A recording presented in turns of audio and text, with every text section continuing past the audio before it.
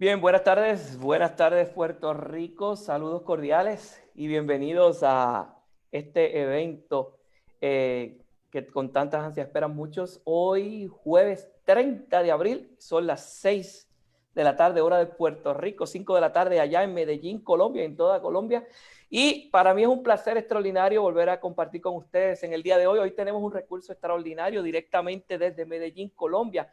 Se encuentra con nosotros el doctor Santiago Restrepo Garizabal, que ya me invito, va a estar conversando con nosotros. Así que para nosotros es un placer inmenso compartir con ustedes aquí en el día de hoy. Así que vamos a esperar que la gente se siga conectando. Tenemos un evento extraordinario en el día de hoy y fíjense que vamos a estar hablando del concepto de la felicidad, pero desde una perspectiva neurocientífica. Se puede ser feliz, si estás triste puedes cambiar a ser feliz. Todos estos eventos vamos a estar discutiéndolos aquí, de cómo se comporta el cerebro, pues obviamente para expresar esta emoción que todos queremos sentir y que se llama felicidad. Así que buenas tardes, doctor Santiago Restrepo.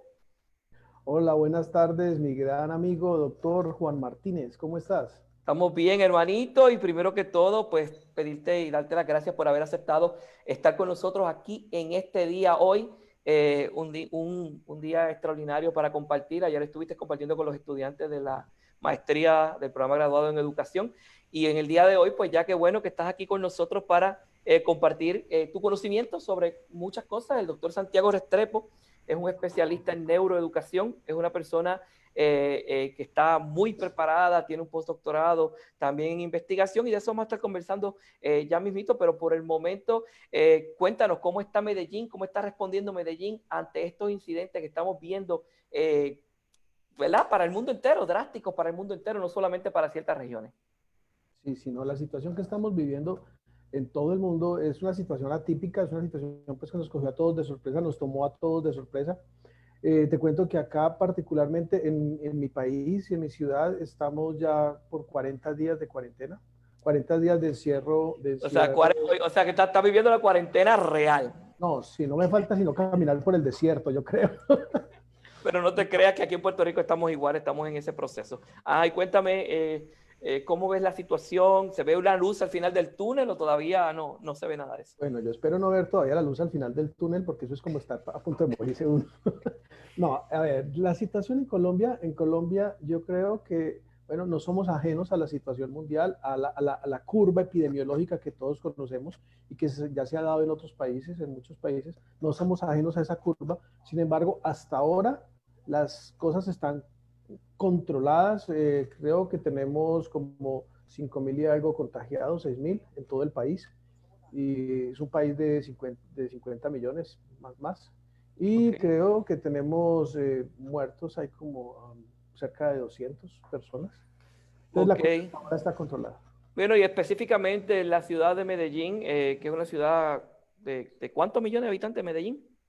Está entre 3,5 y 4 millones de habitantes. 4 millones de habitantes, nada más que la ciudad de Medellín, y aquí en Puerto Rico tenemos 3,2 millones.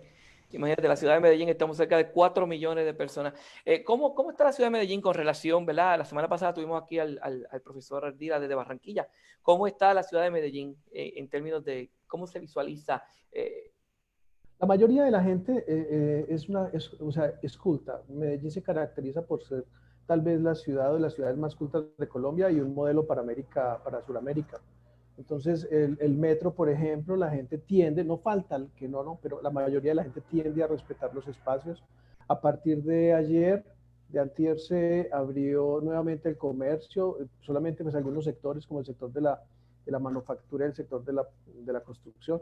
Entonces, lentamente, pero la gente ha sido más bien respetuosa. Cuando yo debo salir, por ejemplo, que salgo una vez a la semana a hacer mercado o a cualquier, siempre es con el tapabocas, con los guantes, en los supermercados, a 1,5 metros, 2 metros entre las personas. No, yo creo que la gente ha aprendido a respetar un poco la norma. Yo espero que vamos a salir muy bien de esto. Sí, aquí básicamente uno de los elementos que tenemos que ver es que prácticamente se perfila que va a empezar a haber una apertura paulatina del comercio, en la escalonada, y definitivamente lo que son los tapabocas, que para nosotros son mascarillas, los guantes Exacto. y las protecciones faciales, van a ser definitivamente parte de nuestro estilo de vida de ahora en adelante. Hoy Así que, escuchaba, Ajá. Hoy escuchaba en las noticias acá, porque Colombia ha tenido mucho desarrollo a partir de esto, se desarrollaron unos respiradores, como sabes, los respiradores son artículo de primera necesidad en esta pandemia en todo el mundo y son muy costosos.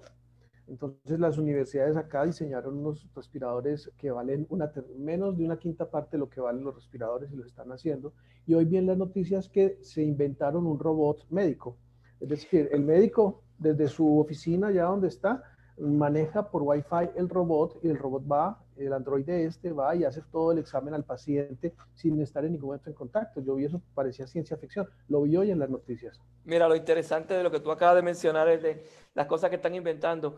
Y tú sabes que mientras la persona se encuentra, y lo hemos comentado muchas veces, que mientras la persona se encuentra en su rutina normal, el cerebro funciona como si estuviera en piloto automático. O sea, es decir, se mantiene en un estado automático, se levanta uno en la mañana, se asea, se va al trabajo, pasa los malabares del tráfico, pero luego regresa a la casa, se acuerda. Uh El -huh. cerebro está en la rutina normal. Y entonces, cuando hay momentos de crisis, como este momento que estamos viviendo ahora, que tenemos un momento de crisis, la creatividad del ser humano se dispara. Y ahí tú lo ves cuando ahora mismo hace falta respiradores, inventan un respirador, aún una quinta parte del respirador que está normal, porque en este momento existe la necesidad. Y obviamente la necesidad dispara esa creación. Bien interesante ese punto, ese argumento. Acabas de mencionar esto de que estamos en automático y aquí estaba yo anotando las cosas porque soy un poquito, digamos, despistado. Cuando hablas de eso, evoqué la memoria, la economía cognitiva. Sabes que, como ya sabemos, nuestro cerebro es la parte de nuestro cuerpo que más energía en proporción consume. O sea, el 20-25% de toda la energía que nuestro cuerpo necesita se va únicamente para el sistema nervioso. Pues imagínate que te estás comiendo una bandeja, el plato más delicioso de Puerto Rico, o la bandeja paisa acá en Antioquia. Ya yo sé lo que es. Sí, eso es bastante. Sí. Y de toda esa bandeja paisa o todo ese plato delicioso, el 20% se va para tu cerebro y el otro 80% para el resto del cuerpo. Entonces el cerebro consume tanta energía que la mayoría del tiempo está en piloto automático. Eso se llama economía cognitiva, para guardar sus reservas. Casi todas las actividades que se vuelven rutinarias están, digamos, manejadas en automático, por procesamientos automáticos, con una memoria procedural y una memoria de trabajo exactamente en automático. ¿Qué es lo que pasa con estas situaciones como la que estamos viendo? Nos saca de ahí y obliga a que el cerebro salga de ese automatismo y produzca. Y cuando sale de allí, hace maravillas, hace maravillas. Extraordinario, extraordinario, extraordinario. Bueno, Santiago, y el tema que queremos trabajar en el día de hoy es que mucha gente, por ejemplo, ha dicho, y lo hemos visto, que esto no es que la felicidad se ha perdido, que en el momento en que estamos en crisis se ha perdido la felicidad y que bien, pero que bien complicado y bien difícil decir que uno puede ser feliz en tiempos de crisis.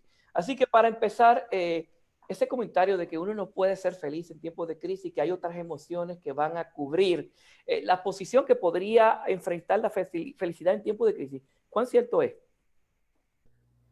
Bueno, yo no, primero hago la aclaración para vos, Juan, y para los que nos escuchan. Yo no soy poseedor de la verdad. O sea, lo único que yo puedo hacer es dar una posición que es, tanto es personal como basada en lo que yo haya leído o en lo que yo haya investigado, pero no es una verdad absoluta. Sobre todo en el tema de la felicidad. Es que mira, yo creo que la felicidad se está hablando desde la época de los griegos, es decir, hace 3.000, 4.000 años se está hablando de qué es la felicidad y de la búsqueda de la felicidad. Y hay una cantidad de teorías, la felicidad, los que son buscan la felicidad como la autorrealización o la felicidad como el abandono de los apegos o de los deseos. Entonces, yo no vengo aquí a hacer apología de una nueva teoría, ¿no?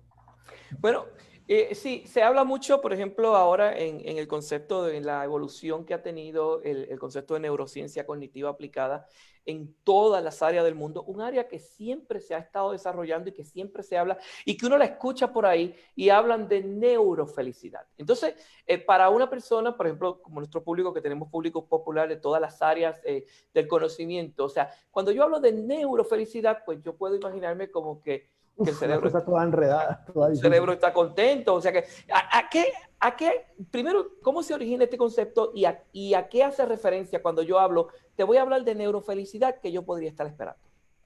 Bueno, pero antes lo que me preguntaste, si podemos ser felices en tiempos de crisis, sí, la respuesta, desde lo que yo sé y creo y he estudiado, sí, sí se puede ser feliz, porque la felicidad no es un momento, la felicidad es un camino, la felicidad no es una meta, la felicidad es un recorrido. Entonces, como es un recorrido, yo puedo construir la felicidad en cualquier momento, igual que a veces me desvío y me voy hacia la infelicidad, aunque lo tenga todo. Hay personas, y siempre coloco este ejemplo de este gran actor que todos admiramos, Robin Williams, que hizo películas maravillosas como Patch Adams, como, eh, bueno, todas las que y se suicidó. Y era una persona que lo tenía todo. Entonces, yo no pienso que la crisis o la no crisis sean las responsables de mi felicidad. Yo soy el responsable de mi felicidad. Y ahí es cuando llegamos al cerebro. Existen muchos elementos para construir la felicidad, pero digamos que la caja, el hardware para esa felicidad es nuestro sistema nervioso. Entonces, ahí está de donde podemos empezar a partir para construir nuestra felicidad.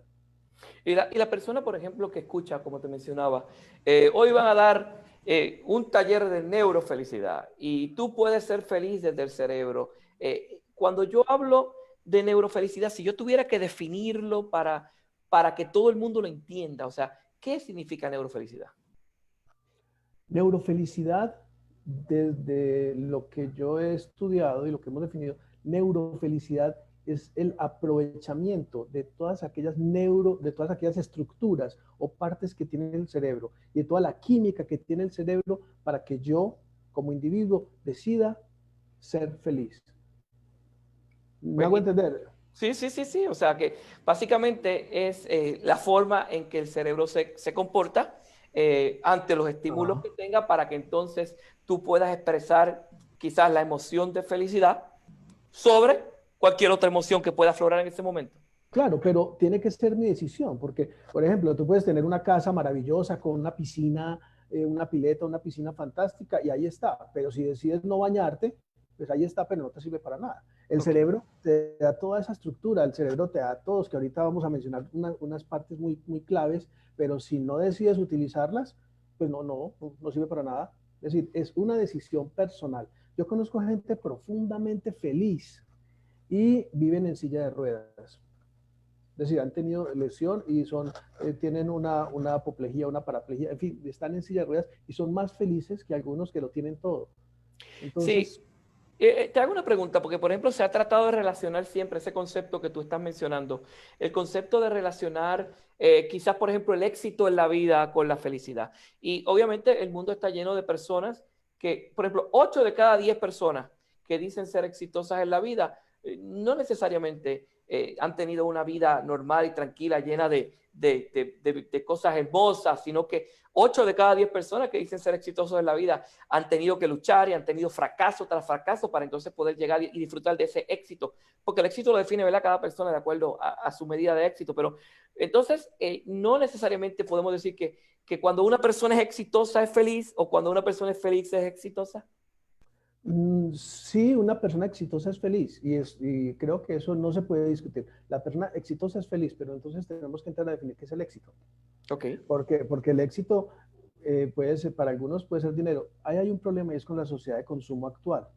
¿Ya? Nuestra sociedad, a partir después de la Primera Guerra Mundial, se entró en una crisis grandísima a nivel económico, una crisis grandísima. Y la forma de recuperarse de esa situación económica liderada desde Estados Unidos era promover el consumo. ¿Ya? Promover el consumo. Se comenzó a promover el consumo para salir de la crisis y el consumo se volvió un medidor de felicidad. Mientras más consumas y mientras más dinero tengas para consumir, eres más feliz y eres más exitoso. Y esa idea no la vendieron, pero esa idea estamos descubriendo ahorita en el siglo XXI, finales del siglo XX, que esa idea no es cierta. Hay gente que tiene mucho dinero y no es feliz, no es exitosa. Entonces, ¿qué es el éxito? El éxito es pues una definición del éxito desde la neurociencia. El éxito es la capacidad de sentir satisfacción, de satisfacer tus necesidades y tus deseos sin que vaya en detrimento de tu calidad de vida o de la calidad de vida o de la calidad de tu entorno. ¿Por qué hablo del entorno? Porque es que puedes para construir una casa, acabar con un bosque y construyes una casa maravillosa, pero te quedaste sin bosque. A la larga, eso se va a ir en contra tuya. ¿Ya? Entonces, la calidad de vida es tu satisfacción de tus necesidades y tus deseos, pero también las de los demás.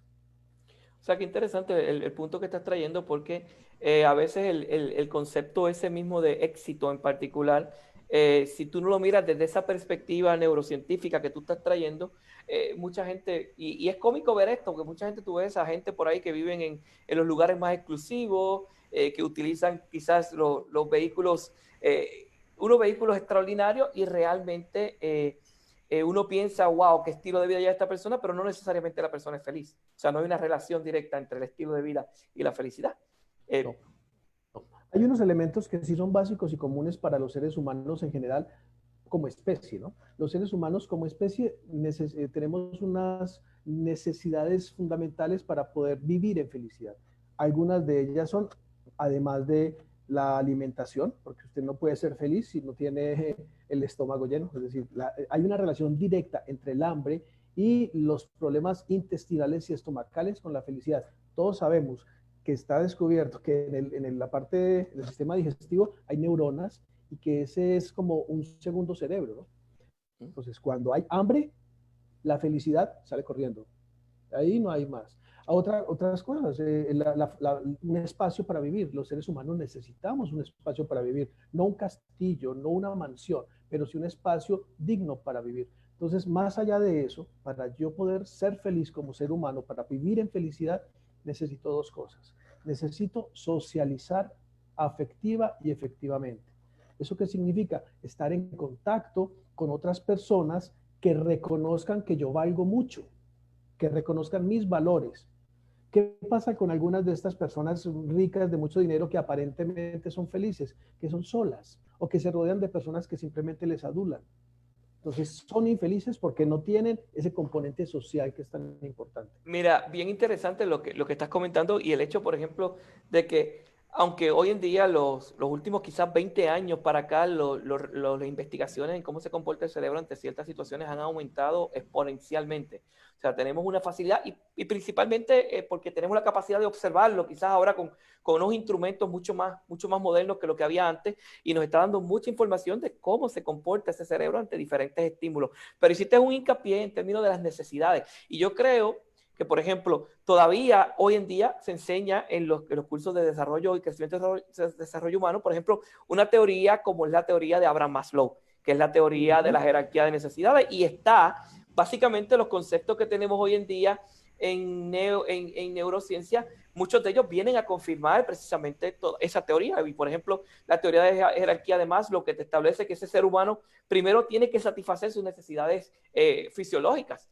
Y obviamente, a veces dicen, no, que la necesidad de seguridad es primero, pero como siempre decía yo en el curso de resiliencia, si usted está perseguido por un león y ese león lo acorrala a usted en una cueva y usted se quedó ahí con su necesidad de seguridad hasta que le dio hambre. hasta que le dio hambre, y si usted vio un árbol de mango después del león, va a darse cuenta que va a engañar al león para tratar de buscar esos mangos.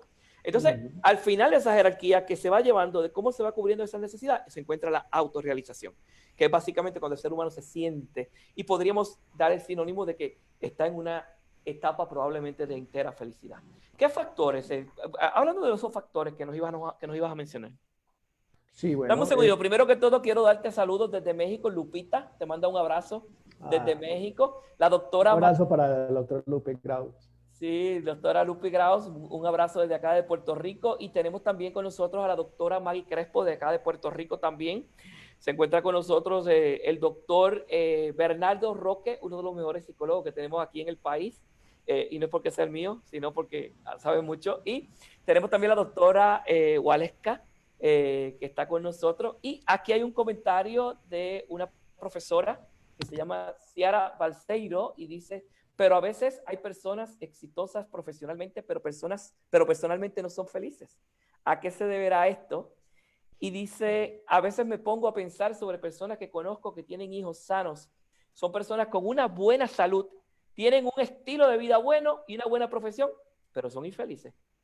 ¿Qué comentario le merece eso? Bueno, mire, es precisamente de lo que estamos hablando. Miremos los factores, tratemos de armar como ese rompecabezas, pero partamos del hecho de que vivir en felicidad es una decisión personal. Es una decisión personal. Para vivir en felicidad no dependo enteramente de lo que tenga en mi cuerpo, en mi genética o en mi billetera. Eso influye, y claro que influye mucho, pero es mi decisión. Recordemos el ejemplo de la piscina. Yo tengo una piscina, pero si yo decido no utilizarla, es como si no tuviera nada.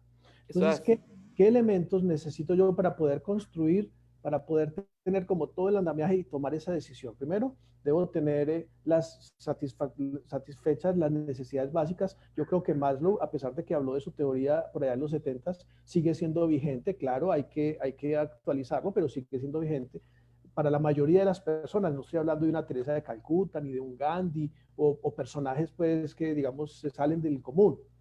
Todos necesitamos primero tener necesidades satisfechas, necesidades como la alimentación, como la vivienda, como el vestido, en fin. Pero una vez que eso está satisfecho, el ser humano necesita la parte social, el relacionamiento. Y ahí es, por ejemplo, donde podemos entender que gente que lo tiene todo, actores de Hollywood o gente muy adinerada, magnates, son profundamente infelices a pesar de tenerlo todo, porque son solos.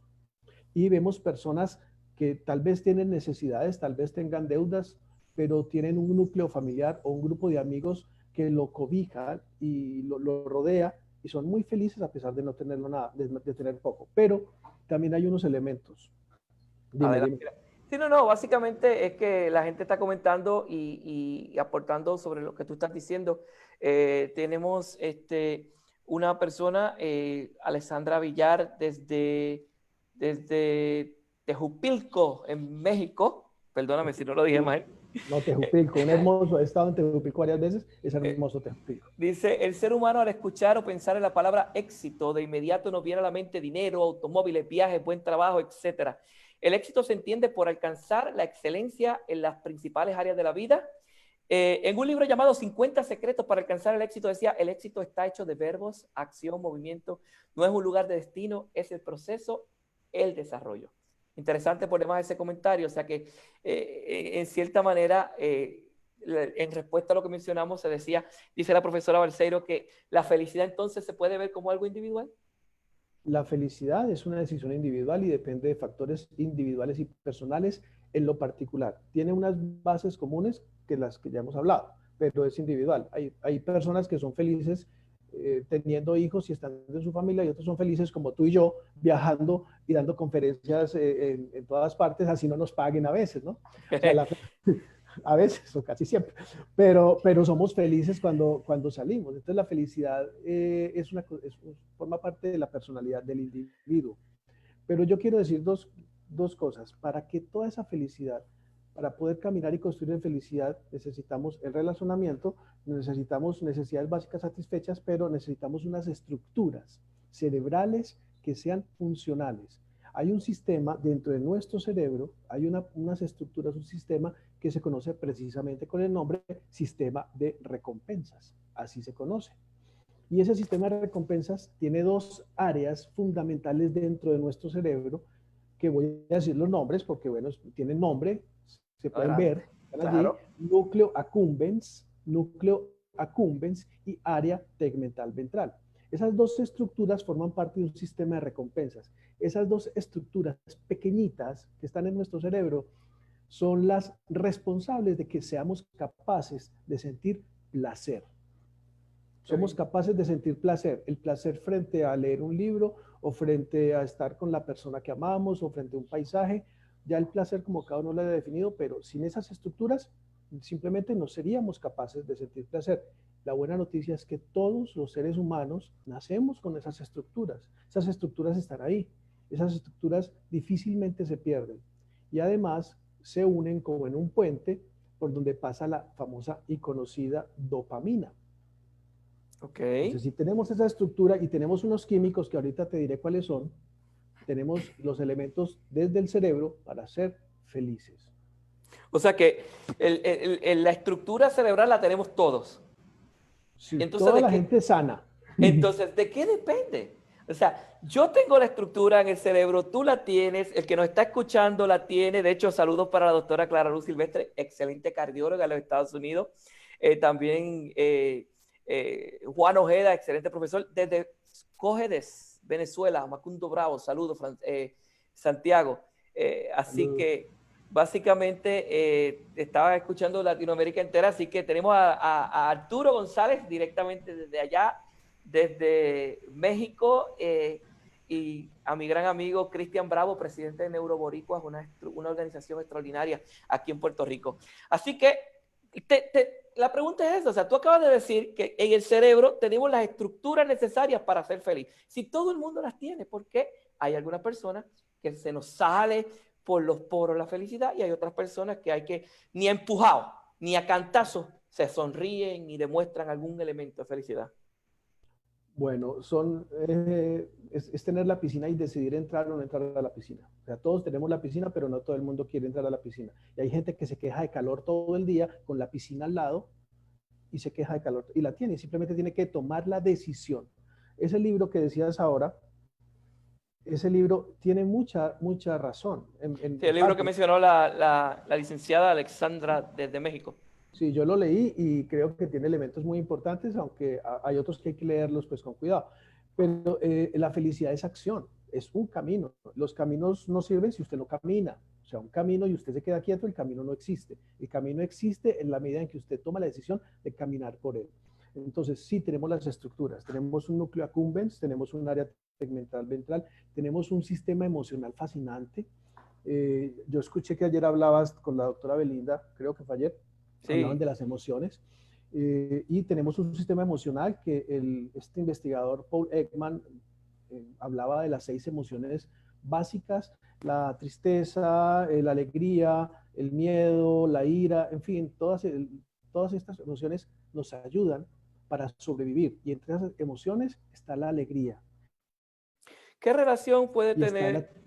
Sí, ¿qué relación entonces puede tener, si alguna, la inteligencia emocional con este elemento que estamos hablando de la felicidad como tal? O sea, la inteligencia emocional puede ser un elemento vital, o sea, se puede establecer una relación de que una persona que tenga o haya desarrollado la inteligencia emocional tiene la capacidad o está más propenso a ser feliz que una persona que necesariamente emocionalmente no tenga esa capacidad desarrollada. Yo pienso, pero eso ya, yo pienso que todos los seres humanos tenemos el potencial para ser felices, todos, y ahí no se salva nadie. Como yo digo, estamos condenados a la felicidad y no hay más que hacer. ¿Qué es este tema de la inteligencia emocional de la que nos ha hablado Goleman y que es, pues, digamos, el que la llevó a los libros? La inteligencia emocional es una forma de poder entendernos y relacionarnos con el mundo que trasciende el estilo de inteligencia tradicional del razonamiento. No, ¿Okay? es decir, yo me relaciono con el mundo sin necesidad de saber matemáticas o sin necesidad de memorizar palabras. ¿Cómo me relaciono con el mundo? Siendo capaz de conocerme a mí mismo, de conocer a los demás, de influir en mis emociones y de poder influir en las emociones de los demás. Eso es inteligencia emocional. Conocerme, controlarme y conocer al otro. Si Nos yo dice, logro hacer eso, camino derecho. Nos dice la doctora Belinda Núñez, que de hecho está conectada directamente desde México, que las situaciones no causan emociones, sino es a partir de la interpretación que le damos a ese evento, es lo que nos lleva a sentir algún tipo de emoción en particular. ¿Qué comentario le merece a esa? Absolutamente de acuerdo. Y precisamente ayer hablamos con tus estudiantes. Todo lo que yo siento lo construyo de acá del cráneo para adentro, o sea, del cerebro para adentro. Mis emociones, mis sensaciones, mis pensamientos, la percepción de la realidad la construyo adentro, no la construyo desde afuera. Por eso alguien puede ver una mujer y dice, qué mujer tan hermosa, y otra persona ve la misma mujer y dice, qué mujer tan fea. O sea que la belleza no está afuera en la mujer, la belleza está en la interpretación. Yo puedo amar y otro puede no amar, o sea que el amor no está desde afuera, está desde adentro. Pero eso también se construye, Juan, por unos químicos. Imagínate que hay unos, pues todos tenemos unos neurotransmisores. Los neurotransmisores son unas moléculas complejas o neuropéptidos que son los responsables de absolutamente todo lo que nosotros hacemos. Para levantar un brazo es porque hay unos neurotransmisores que se mueven. Pero hay unos neurotransmisores muy especiales que se llaman neurotransmisores felices. Felices. Y así se les conoce, porque son los neurotransmisores que en su combinación ayudan a que podamos ser felices si lo decidimos. Esos neurotransmisores son, aquí tengo porque estas gafas ya no puedo ver, soy feliz y soy ciego, que hacemos la endorfina, la serotonina, la dopamina y la oxitocina. Son 4 neurotransmisores que se llaman neurotransmisores felices. ¿Qué pasa, por ejemplo, si alguien puede preguntar, ¿y qué pasa con la gente que tiene depresión? La gente que tiene intentos de suicidio por trastornos ya psiquiátricos, si también tienen núcleo accumbens, también tienen Esa es la área. pregunta. ¿Qué pasa con ellos? ¿Qué pasa con la depresión clínica? No el que se pone triste porque pasó algo en la vida. La depresión clínica, esta se genera porque hay un desbalance en esos neurotransmisores que yo acabo de mencionar, que eso ya es desbalance químico, es decir, el cerebro ya produce esos químicos en las cantidades diferentes a las que debería ser y eso hace que caiga en situaciones clínicas, ahí necesita ayuda médica especial. Sí, la pregunta normalmente es, por ejemplo, si todo el mundo tenemos el núcleo accumbens, si todo el mundo tenemos las estructuras necesarias para ser feliz, entonces quiere decir que la felicidad, como decía la profesora Balseiro, llega a un momento en que es de carácter individual, o sea, está ahí, como mencionaba usted al principio, me meto a la piscina, a la pileta, piscina para nosotros, La pileta, sí. y disfruto del baño o la tengo ahí y no decido entrar. Pero entonces la pregunta que hace es, que se hace la gente es la siguiente, por ejemplo, si la felicidad, yo tengo la posibilidad de ser feliz y ya se ha estudiado el cerebro de un montón de ocasiones y se ha demostrado lo que usted está mencionando.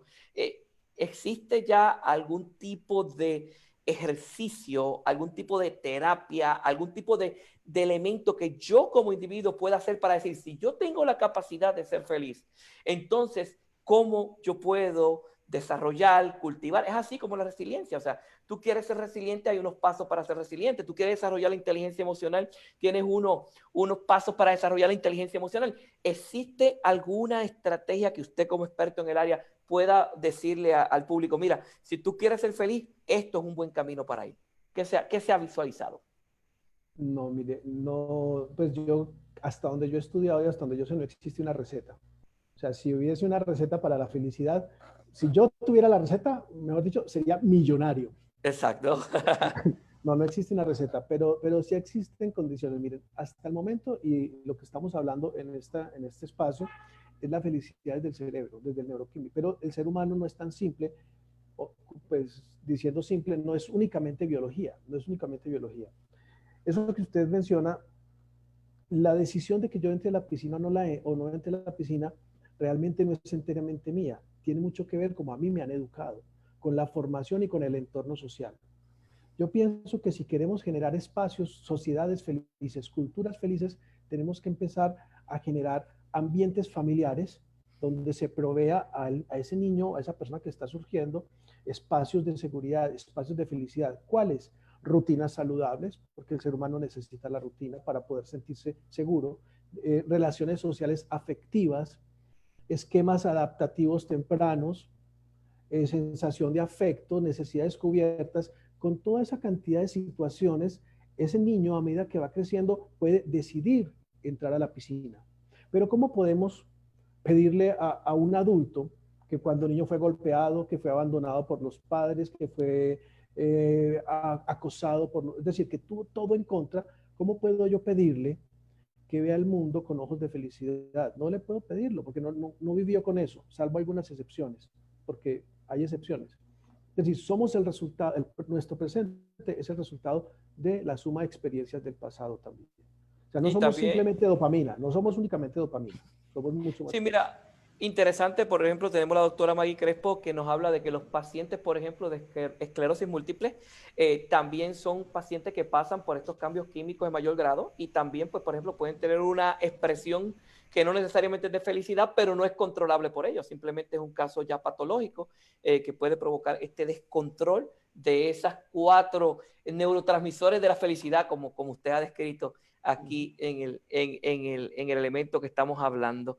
Así que tenemos también, te envían muchos saludos, Santiago, desde Colombia, te envía saludos Luis Emilio Velázquez Botero, desde Sí, allá, sí. desde Colombia, también el Saludos, profesor y Luis. colega Carlos Alfonso Ardila, desde Barranquilla.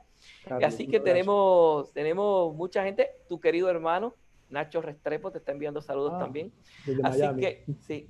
Y entonces hay un comentario adicional que dice aquí, que me gustaría ver cómo tú lo visualizas, que dice que la felicidad es algo de aptitud. Es aptitud. O sea, yo puedo tener todas las herramientas necesarias y si vamos a hablarlo en términos materiales, puedo tener todo lo que yo quiera económicamente, puedo tener la casa que yo quiera, puedo tener todo lo que yo quiera. Puedo tener las estructuras cerebrales que son responsables de que yo sea feliz, pero soy infeliz. Entonces, puede ser, dice por ahí la profesora Barcelo, que puede ser cuestión de aptitud. O sea, de aptitud, o sea, yo tengo la capacidad, pero decido. ¿Qué Sí, opinión le merece? sí, es decir, yo puedo tener toda la estructura para ser feliz, pero es mi decisión. Ahora, mi decisión para ser feliz, o sea, mi actitud está compuesta por los aprendizajes a través de la vida y las experiencias previas, pero eso no significa que si a mí cuando era pequeño me pegaban y me maltrataban, ahora que soy adulto, yo puedo cambiar. Es decir, puedo tomar una actitud, una decisión de cambiar. Sí, la buena noticia es que yo puedo aprender a ser feliz. No existe una fórmula mágica, no existe la pastillita que usted, como dicen por ahí, tome chocolate, coma chocolates, coma chocolatinas, que la chocolatina le da dopamina y coma Sí, chocolatina para... pero el chocolate funciona para ser feliz, créeme. Sí, pero no es la solución. Es decir, ayuda. Mira, has traído un punto interesante y es interesante cuando hablamos, por ejemplo, del concepto para aclarar un poquito actitud y aptitud. Y es bueno para explicar este concepto de la felicidad. Como decía la doctora Mari Crespo, ella puede tener la mejor actitud de ser feliz, pero no tiene la aptitud porque quizás patológicamente la capacidad de hacerlo tiene un descontrol en esos neurotransmisores que no le permiten ser feliz. Sin embargo, hay personas que a nivel patológico no tienen ningún problema, tienen la aptitud para hacerlo, pero la actitud entonces, Es la el que falla. decidir es la Que es que la falla. mayoría, que es la Sí, mayoría de las veces. O sea, la sí. mayoría de las veces, cuando vamos, por ejemplo, hay países profundamente infelices, profundamente tristes, pero que lo tienen todo. Por Hay un, ejemplo, com sí, hay un el comentario mayor índice interesante. de suicidio, sí, sí. Sí, sí, no, tiene razón en lo que está diciendo, pero es que hay un comentario aquí maravilloso que dice, cuando revisamos la historia de aprendizaje de una persona adulta, podemos entender por qué ciertas conductas y a partir de allí podemos hacer una reestructuración cognitiva para aprender estrategias sanas que ayuden a un mayor bienestar físico y emocional. Interesante Exacto. eso también. No, está muy bien y segura la persona que lo escribió trabaja desde la psicología cognitivo-conductual.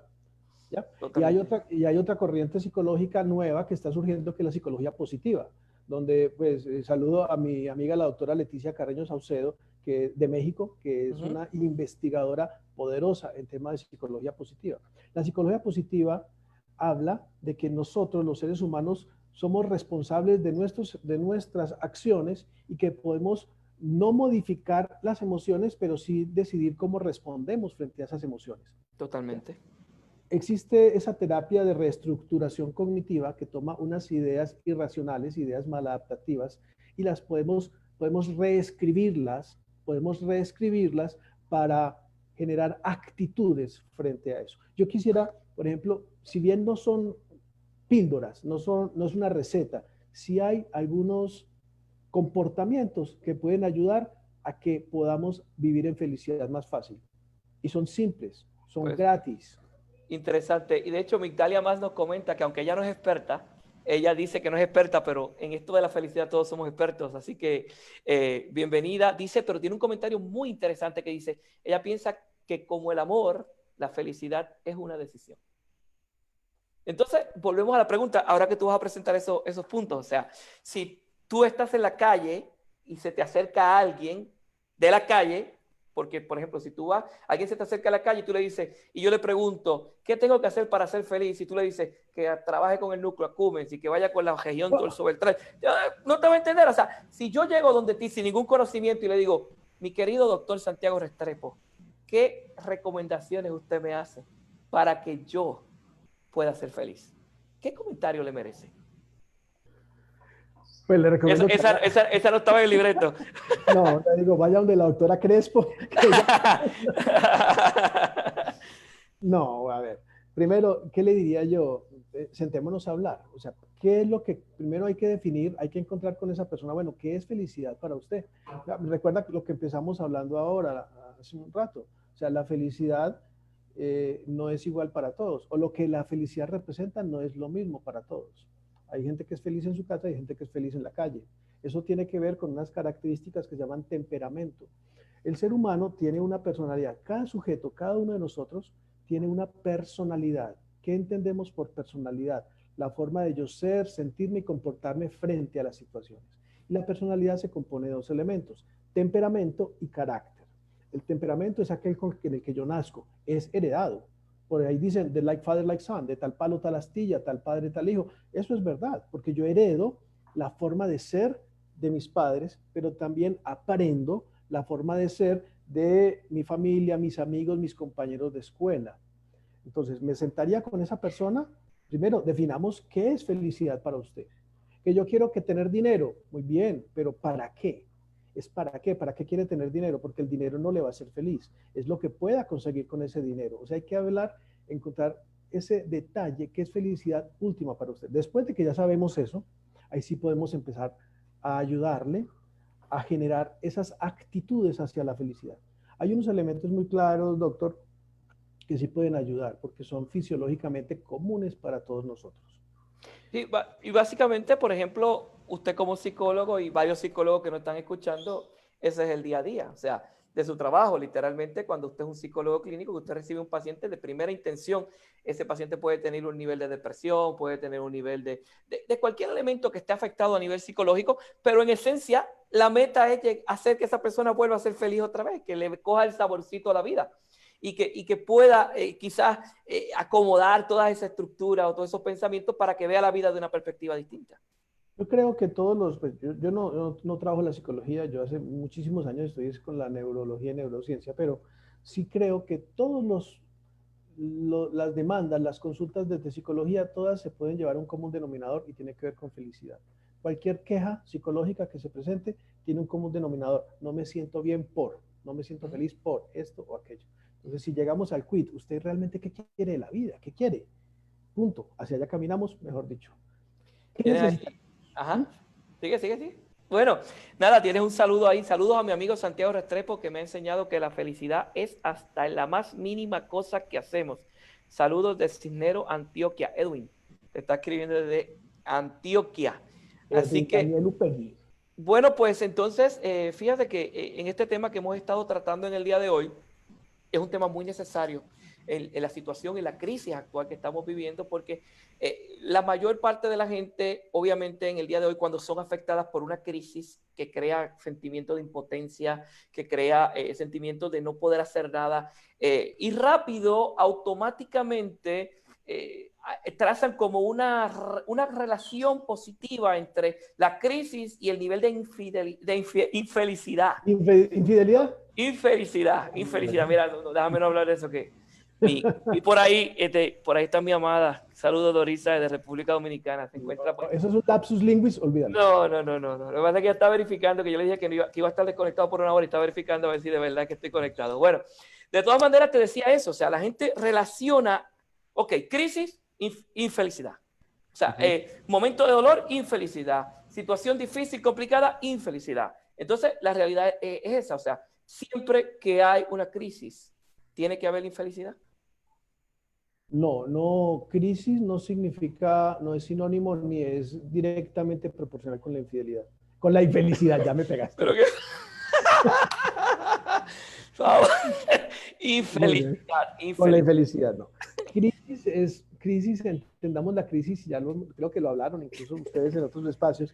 Crisis es una ruptura, es un momento de ruptura que me obliga a cambiar de paradigmas o a asumir nuevas posiciones. La crisis genera estrés, siempre, pero es que el estrés no es malo o no es necesariamente malo. ¿Ya? A veces el estrés o la crisis me empujan hacia un momento de felicidad que yo me negaba a entender. ¿Cuántas personas no entran en crisis porque los echan de su trabajo y descubren que antes les hicieron un favor, que ese trabajo no les hacía felices y descubren un verdadero camino? Entonces, no, crisis no es infelicidad. De hecho, la felicidad o la infelicidad es mi construcción, como decía la colega, mi construcción de lo que me rodea. Yo construyo con lo que me rodea. No es lo que me rodea, sino lo que yo construyo. Ahí aclarando, el profesor Carlos Ardila dice que definitivamente la infidelidad no trae felicidad. Totalmente de acuerdo con él. Así que, bueno. Eh, de to- Yo tendría varias posiciones frente a eso, frente al tema sí. del alamotrismo. Sí, bueno, ya para ir cerrando el tema, es bien interesante el hecho este, por ejemplo, de que cuando tú estás a nivel cognitivo, estás generando, se ha dicho mucho que, por ejemplo, la persona que expresa una emoción de manera muy violenta, en muchas ocasiones es simplemente porque la emoción nace y no hay ningún tipo de raciocinio, ningún tipo de elemento que le pueda pasar por encima a racional, como por ejemplo dice el concepto de la inteligencia emocional es precisamente eso, o sea, yo sé que este estímulo me va a provocar a mí esta reacción emocional, pero a la misma vez tengo la capacidad de entender que no puedo controlar la situación que está ocurriendo, pero sí puedo controlar cómo reacciono a ello. Entonces hay un paliativo a esa emoción y la emoción entonces puede bajar en intensidad. Y obviamente tú ves en casos extremos, uno ve un noticiario y en ese noticiario uno ve, wow, ¿cómo es posible que ese señor esté hablando frente al noticiario después de esa tragedia de la familia? Y esa persona sabemos que no es que tiene gasolina que le corre por las venas en vez de sangre, es que simplemente tiene la fortaleza y tiene la capacidad de manejar ese momento emocional de una manera que quizás esas personas que están llorando ahí no lo tienen. Y obviamente quizás esa persona está predispuesta a tener quizás un grado mayor de felicidad, no sé, que otra. Sí. Todos tenemos diferentes umbrales sensoriales y umbrales emocionales. Es decir, cada persona, igual que hay gente que tiene mejor vista o mejor oído, también hay gente que tiene más desarrollado, digamos, los niveles de asertividad o la parte sensorial, la empatía, por ejemplo, que nos puede generar felicidad. La empatía, todos los seres humanos tenemos empatía gracias a las neuronas espejo, pero todo eso se puede ir desarrollando. Hay dos cosas que tienen que ver con eso que acabas de mencionar, Juan, que es para desarrollar la inteligencia emocional o el autocontrol. Hablando nuevamente del cerebro, nosotros tenemos un control inhibitorio o un sistema de control inhibitorio en nuestro cerebro que nos ayuda y nos posibilita controlar no nuestras emociones, sino la expresión de nuestras emociones. Porque dentro de nuestro sistema límbico las expresiones son salvajes, son desaforadas, pero para salir pasan por unos centros de control, unos ganglios basales y unos centros de control que permiten que se expresen o no se expresen. Yo puedo aprender a controlar la expresión de mis emociones, no a controlar mis emociones, sino la expresión, y debo hacerlo. Y ahí es cuando hablamos de un término que todo el mundo habla y muchas veces no, a la asertividad. Yo puedo ser asertivo para expresar cuando estoy enojado con alguien, puedo estar muriéndome de la ira, pero controlo esa emoción porque soy asertivo. Eso se puede aprender y de hecho debemos aprenderlo. Pero venga, yo no quiero que me despida sin decirle cuatro cosas. Bueno, antes de que vayas a hablar, lo que vayas a cerrar, tenemos por aquí saluditos. Tenemos la doctora Helen Guadalupe, la decana de educación de la Universidad Ana Geméndez, que ayer entró 3 minutos después que tú saliste del programa. Así que seguimos por aquí. Eh, nada, ahorita vas a leer todos estos comentarios que tienes ahí, todos positivos. Así que vamos a ir cerrando con esos 4 puntos que vas a presentar. Sí, si bien ahora yo sé, bueno, ¿cuál es la píldora? ¿Cuál es la fórmula de la neurofelicidad? No existe una fórmula de la neurofelicidad, no existe, pero sí existen algunos elementos que pueden ayudar a que seamos neurofelices o a que decidamos caminar en felicidad. Los hemos dicho en muchos espacios y se han leído en muchas partes, pero vea, es importante que tengamos primero el deporte. Es importante hacer deporte, pero deporte por recreación, no el deporte de competición que si usted pierde se mete en un problema, no, el deporte por recreación, sobre todo el deporte cardiovascular.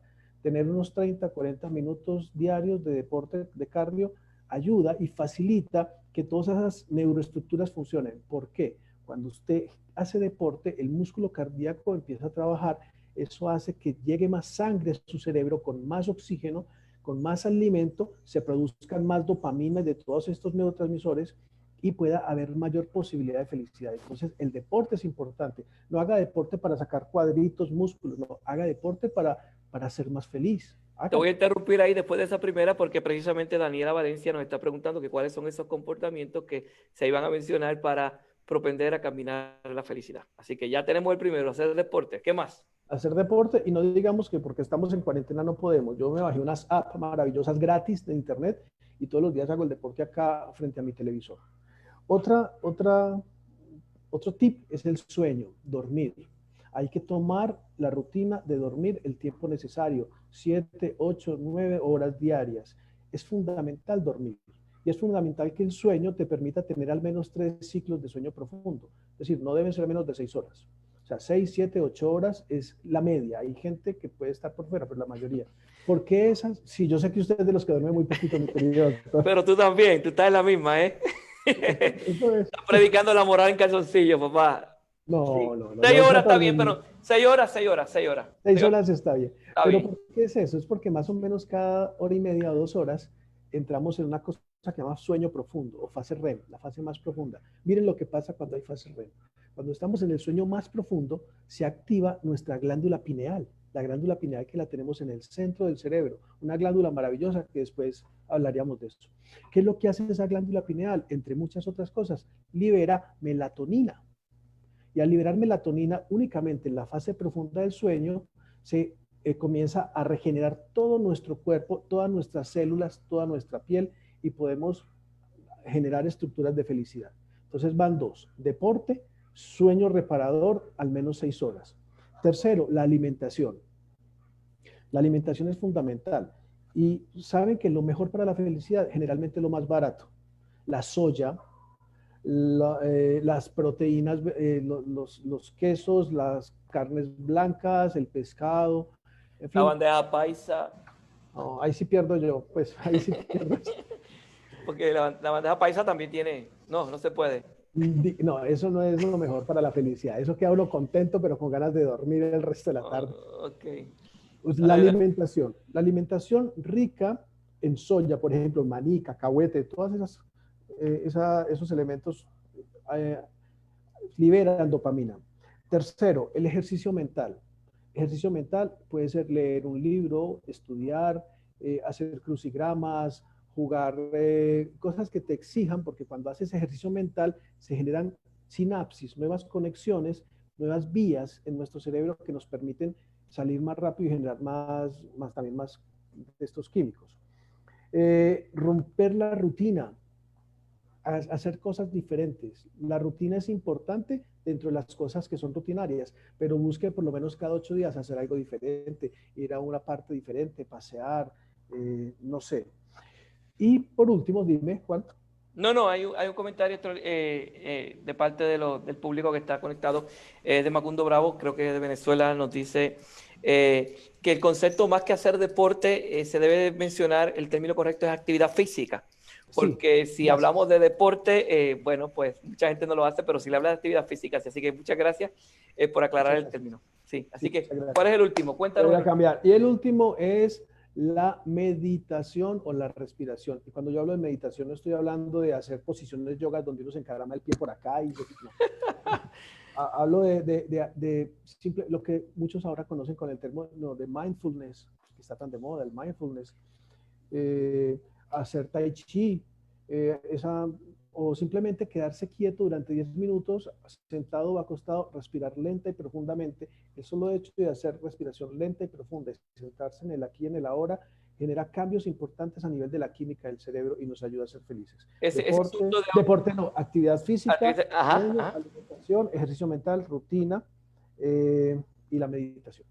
Mira, en ese aspecto de meditación estamos trabajando ya con varios, a ver si podemos hacer un panel de expertos aquí pronto para traer para explicar específicamente el concepto de mindfulness, que es un elemento extraordinario y que queremos presentarle, ¿verdad? Para que la gente lo pueda utilizar como una herramienta. Así que mucha gente piensa que para esto tiene que pagar cursos costosísimos de meditación, de relajación, primero que todo, si quiere empezar a trabajarlo, vaya a YouTube. En YouTube hay muchos Ahí que está funcionan muy bien. todo. Pero sí, aquí a través de NeuroStrategy vamos a estar haciendo contacto con una persona que van a estar presentando a ciencia cierta la manera más efectiva de hacer mindfulness y cómo eso funciona para usted con elementos de autocuidado. Santiago, ¿dónde te conseguimos? Bueno, ahí como me pueden encontrar en el Facebook donde estamos o me pueden encontrar en mi canal de YouTube. Me gustaría mucho, mucho que me visitaran en YouTube porque ahí cada día saco 2 o 3. Por ejemplo, hoy salió uno sobre cómo vivir en felicidad en el momento del COVID, como estamos viviendo ahora. Se habla entonces en YouTube. YouTube me pueden encontrar como Santiago Restrepo Garizábal, así se llama mi canal, Santiago Restrepo Garizábal o Neuroturismo. También Voy a escribirlo aquí en el chat para que la gente lo busque. Me dice que en YouTube es Santiago Restrepo Garizabal. Me pueden encontrar en todas las redes sociales, también como Santiago Restrepo Garizabal, así aparece. O mi número de WhatsApp también, en lo que yo les pueda servir también, pues que ya luego tú se los pasas, yo no tengo problema perfecto. con eso. Perfecto. Siempre estaré para servirles en lo que necesiten. Perfecto, perfecto. Bueno, pues Santiago, para nosotros ha sido un inmenso placer tenerte aquí en el día de hoy en NeuroStrategy, hablando de las felicidades de la perspectiva neurocientífica. Yo creo que ha sido un elemento extraordinario. Queremos darle las gracias a la gente que se conectaron desde tempranito en el día de hoy. Comparta este video para que llegue a más personas. Así que, y ya para el próximo lunes a las 7 de la noche, el próximo lunes 7 de la noche, hora de Puerto Rico, tenemos con nosotros a esa psicóloga puertorriqueña extraordinaria de nombre Yulimar Sáez, que tiene un proyecto extraordinario trabajando con los convictos y quien es autora de elementos como, por ejemplo, Amando a través de las rejas. Y todos esos elementos vamos a estar hablando de procesos cognitivos interesantes, así que no te lo puedes perder el próximo lunes. Vamos a estar aquí con la doctora Yulimar Sáez y el próximo miércoles tenemos con nosotros, el próximo jueves, entonces ya tenemos a la doctora Belinda Núñez, que va a estar trabajando con nosotros también un tema interesante directamente desde México. Así que gracias por estar con nosotros en el día de hoy. Para nosotros ha sido un placer estar con ustedes. Ahí están los contactos. Cualquier duda, cualquier pregunta puede escribirla en los comentarios y por favor comparte este video para que llegue a otras personas. Bendiciones para todos, que tengan una maravillosa noche y sigan las reglas de seguridad, que todavía esto no se ha acabado. Santiago. Bueno, un gusto muy grande compartir. Me ayudaron a ser aún más feliz. Muchas gracias. Y bueno, un abrazo virtual para todos. Dios los cuide.